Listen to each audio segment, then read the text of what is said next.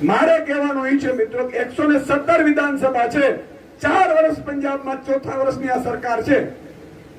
Ala grand school of excellence 100 જેટલી દરેક વિધાનસભામાં એક સાહેબ એવી બનાવી છે કે જ્યાં 4-4 લાખ રૂપિયો ફી હોય બાળકો ન ભણે ને એવું શિક્ષણ અત્યારે પંજાબમાં ચાલુ થયું છે.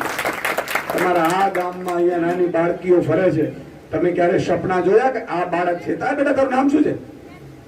નામ બોલ તો તારું નામ બોલ. હે મિત પ્રિન્સ. જો નામ કેટલું રૂપાળું છે, પ્રિન્સ. આ પ્રિન્સ છે. તમે એવું નથી જોતા કે પ્રિન્સ કલેક્ટર બનીને આ ગામમાં આવે અને પ્રિન્સ કલેક્ટર બનીને આવે તો સારી લાડી લઈને આવે પાછી ભેગી, છે કે નહીં? ભણશે તો એને મળશે.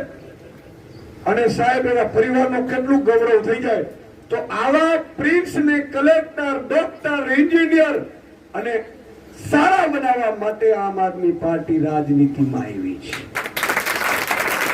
ત્યારે બનશે જ્યારે આ ગામમાં સારામાં સારી ઇંગ્લિશ મીડિયમની સ્કૂલ હશે ને ત્યારે બનશે. તો તમારી આટલી બધી અઢળક સમસ્યાઓ છે સાહેબ, પણ તમને ખબર જ નથી. ગામમાં આવે હું આવ્યું હતું, ફલાણા ભાઈ આવ્યું, હું કર્યું હતું, થોડા ઘણા આમ તેમ કરે એમ છે.